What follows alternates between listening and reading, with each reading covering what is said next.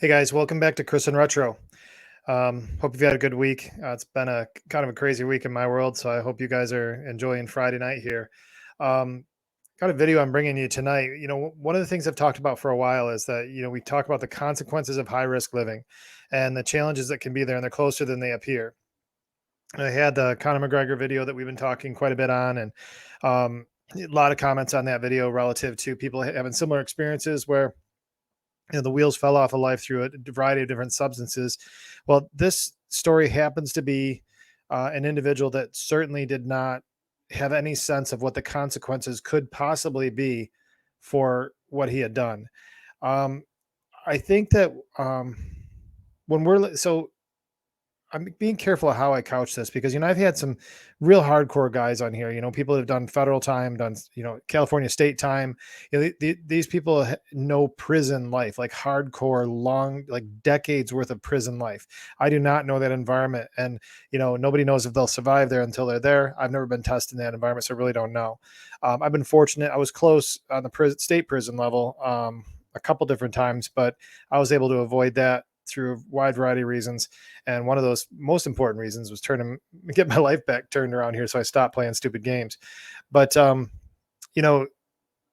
think one of the big mistakes that people make that aren't used to a life of crime is that it can't happen to them.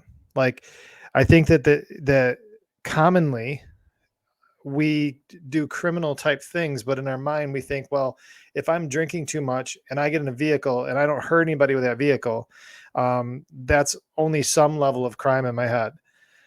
DWI is a crime, and depending on what level of blood alcohol level you have, it's a very serious crime. And if you run into a property, it's an even more serious crime. If you run over and hurt somebody, it's even more serious crime. I mean, DWI has a lot of consequences to it. The reason I'm specifically targeting that is because the story I'm going to share with you tonight is related to DWI and the unintended consequences of a DWI. I'm not here to preach about people that are drunk driving as a not primary objective of this video.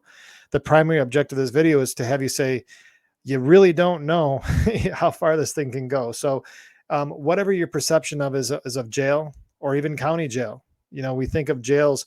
I'm not sure what your position is on it. I know for me going into it, I felt like county jail was something that I could handle pretty easily, except for the claustrophobia. And usually I was only in there for, a couple hours or an overnight here and there or whatever. But then I got more serious charges and had to stay in there a little longer. And in county jail, it's real easy to fall asleep at the wheel. Our county jails, a lot of times they house very violent federal prisoners to keep the jails open.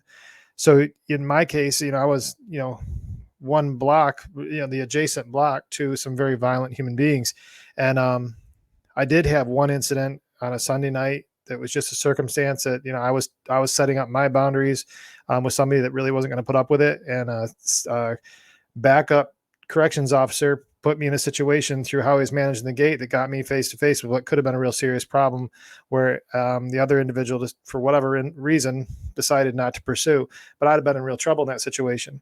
Who knows how the outcome would be, but he was a pretty bad dude. And I'm sure I would have, felt the effects of that one. Jails are sometimes just not that big a deal. Honestly, it's just time out. But but in county jails, you have a lot of volatility and you have mental health issues like crazy. You got your weekend warriors that are trying to act like tough guys because they can go home and tell their girlfriends that they're, we're in jail. And then you've got ones that are like myself that were in for DWIs and other just obnoxious charges. And then you've got some that are, waiting for their federal court dates. And so it depends on who you're around. In those environments, you can get yourself in a real bad situation. Without belaboring that too much, the story I'm about to share, I heard through another channel, and I'm going to share with you the news story, and I'll try to fill in the color with the other channel because they had some more detail based on some people they knew there, and some of the images that they shared were a little too much for me to share on this channel. But I'll try to describe what actually happened here. And what I'm hoping to do out of this is to have us look at, okay, if we realize that we're pushing the line on DWIs and we're pushing the line on other charges, or domestic charges are a big one for guys. If you think you're pushing the line, you think you're a tough guy, man, you start pulling that stuff, you're going to put yourself in line with some things that you might not really be ready for. And whatever your perception is of the jail that you're going to go into, I promise you there's many personalities in this world that go through those very jails. And what's interesting is my longest time incarcerated was at a very small county jail. And that same county jail was where my guest Chad Marks was held while he was waiting for his federal prosecution for a 40-year sentence. Chad was as hardcore as you're going to get on the street. And to give you a sense of, if we had been there at the same time, would have been in the exact same area of the jail. So that's what you're facing when you're out there playing around. So I belabored that beginning point a little bit because I think that we really do lie to ourselves relative to consequences. Not only do we lie to ourselves that we can get caught or it's going to happen to us, but how serious the other side is. A lot of times it's not about how much time you are. It's maybe who you're even housed with. It can change everything. Well, share this video with you that I have, and it's going to be a news story coming from, not to confuse Wayne County, New York. It's actually Wayne County, Michigan. And a gentleman that was incarcerated, a white gentleman was incarcerated for a DWI. And I don't recall if this story shares that, but he had 71 days was his sentence in Wayne County Correctional Facility for a misdemeanor DWI, not even a felony, but a misdemeanor DWI. And I will share that video with you and hear what the story is involved here. I promise I'll share it. Here's this news. An inmate at the Wayne County Jail was brutally attacked 1 week ago, leaving what veteran guards say was one of the worst crime scenes they can ever remember. And it comes less than 3 years since Corporal Brian Searcy was killed in one of the county's jails after being strangled by an inmate. Searcy's family later claimed that understaffing made the attack possible. Well, tonight, 7 investigator Ross Jones is digging into what went wrong.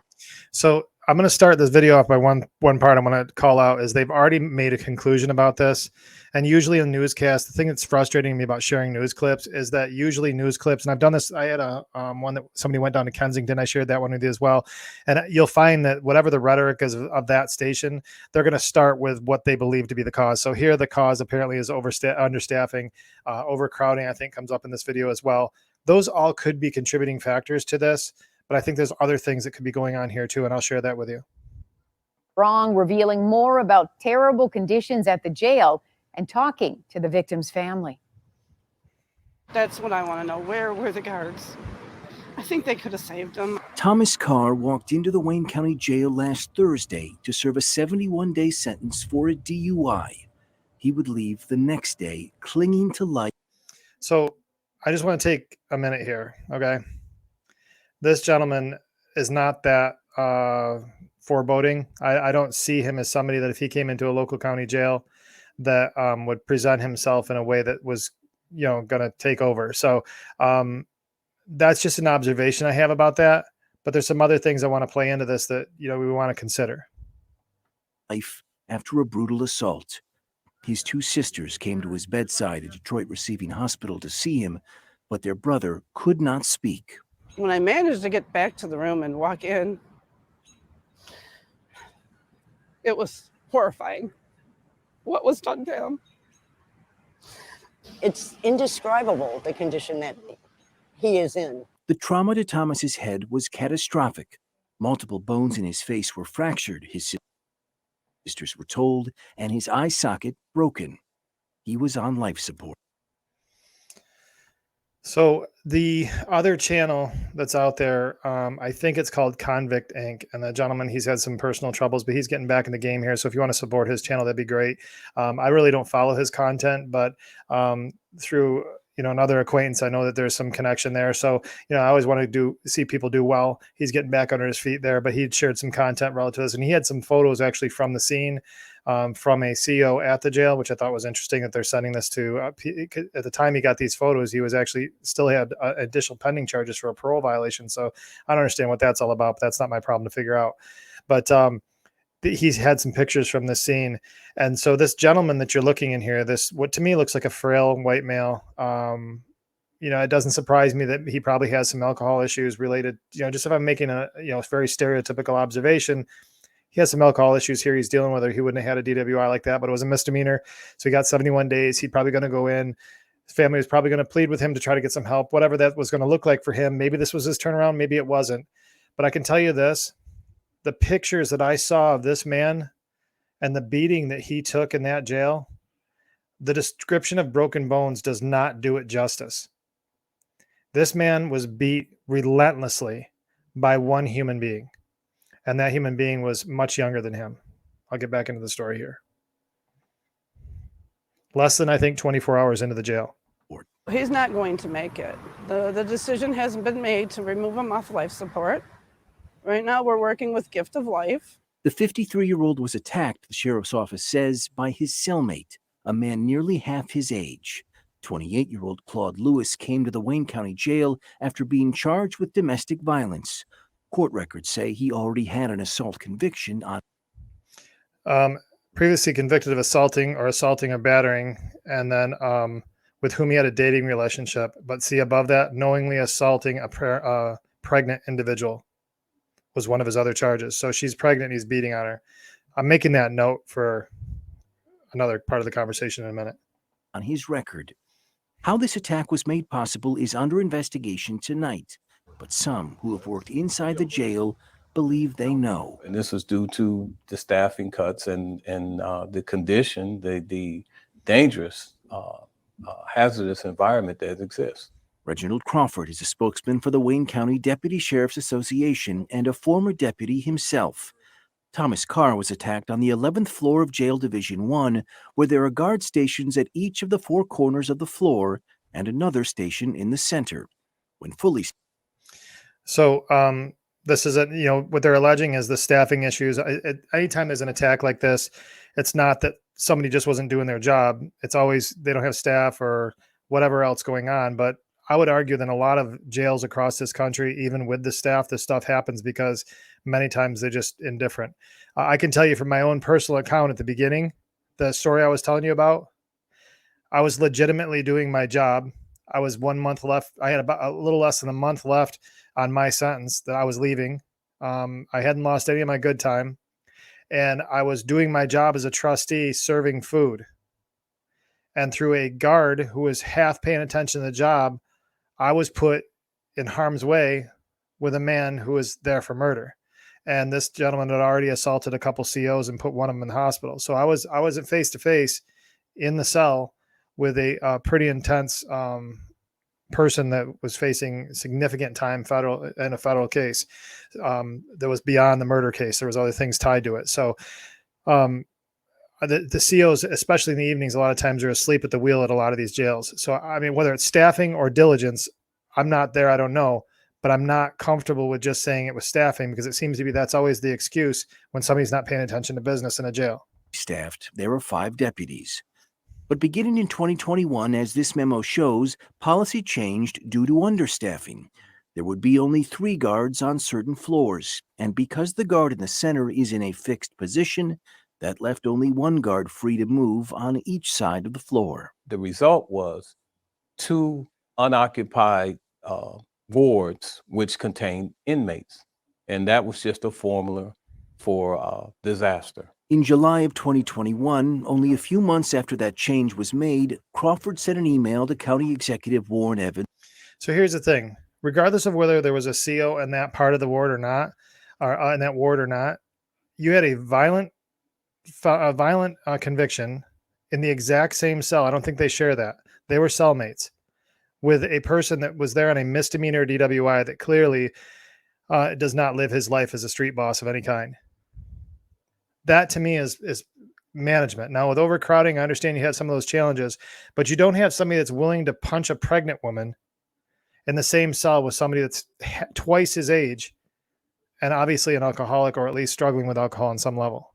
Requesting a meeting, saying that the staffing shortage and cuts has created a very dangerous and unsafe work environment. And the union expressed this to the sheriff 2 years ago, that this was going to happen again. To what degree, if at all, understaffing played a role in this attack is unclear. And at least they're being honest about that. To what, if any, did understaffing play a role in this? The investigation, led by Detroit and Michigan State Police, continues tonight. As for Thomas Carr, who only came to the jail for a nonviolent misdemeanor offense, he died yesterday at 2:11 p.m. after his family removed him from life support. This can't keep happening. No family should be put through this. He messed up. He made a mistake. He paid with it with his life. So I'm going to leave it there with what I consider to be very powerful words. He messed up. He made a mistake. He paid for it with his life. When we look at our lives and how we're living them and the high risk choices that we make, we mess up. And sometimes we mess up over and over again. But what is the price? What are the unintended costs? I think a lot of times I list on here the things that, we get up and walk away from, financial losses, job losses, reputation losses, relationships, all this other stuff. Those are things we walk away from, generally speaking. But death, dismemberment, all that stuff, we don't. And every time you put yourself in an incarcerated situation, you're an inmate. You have to understand that you're now an inmate. And with that comes all of that, regardless of what got you there.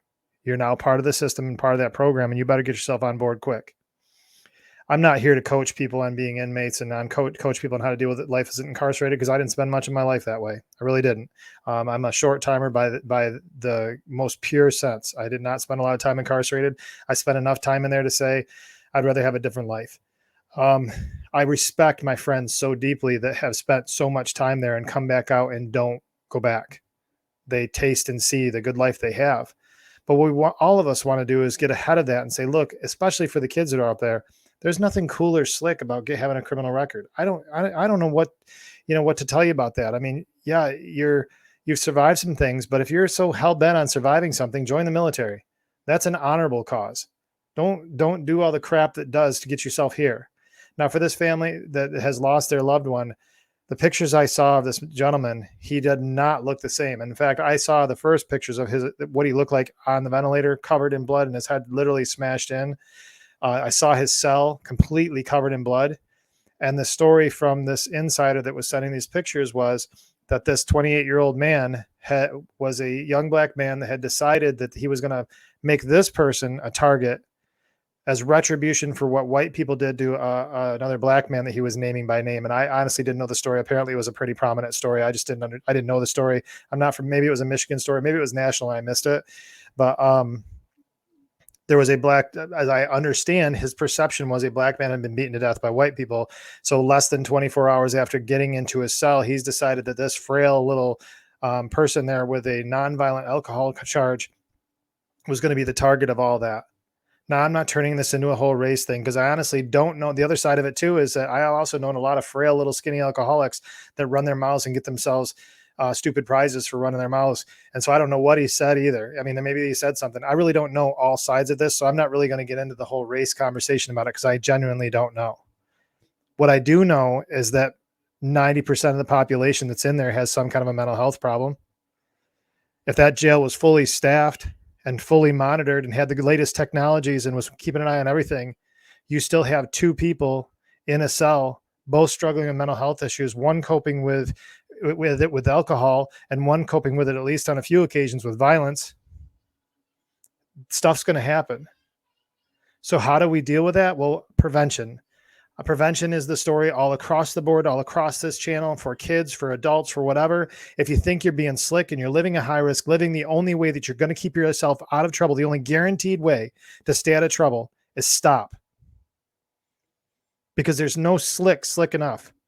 If you're a billionaire and you know all the crime families and you're so well connected and you've gotten away with it and you own the judges and everything else, you still have enemies. And those enemies can still set you up and remove all the power that you had politically and otherwise and shift that power in a heartbeat once your relevance is gone.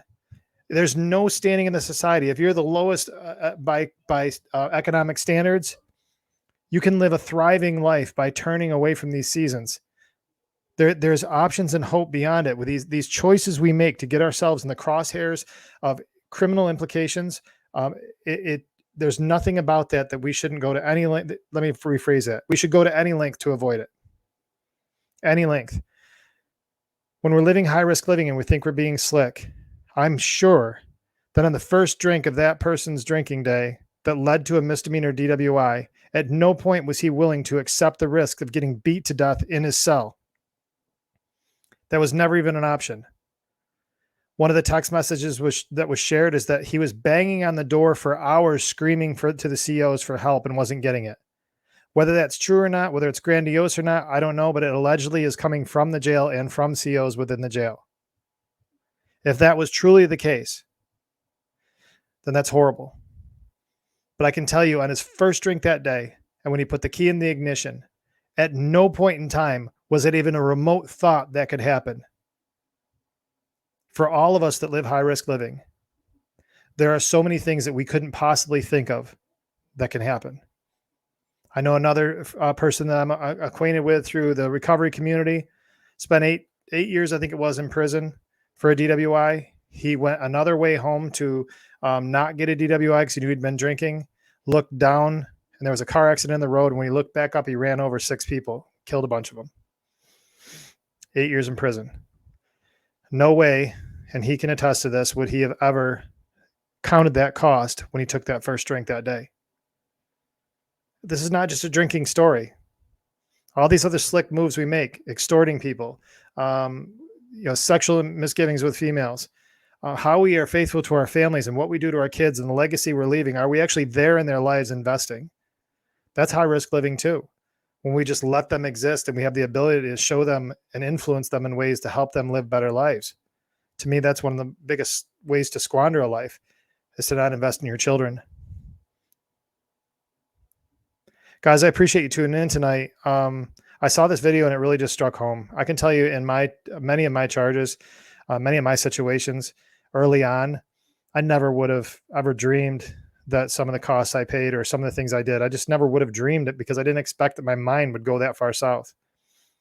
If you think you're slick and you think you've got a perception of what it's like to be incarcerated, I can promise you this, with the mental health state in the society and the world that we live in, the mental health state of when you are actually incarcerated, the dynamics that are going on in there in terms of the pecking order and who's trying to do what, and it depends on how long they're there. You literally have no idea what version of human you're going to be near.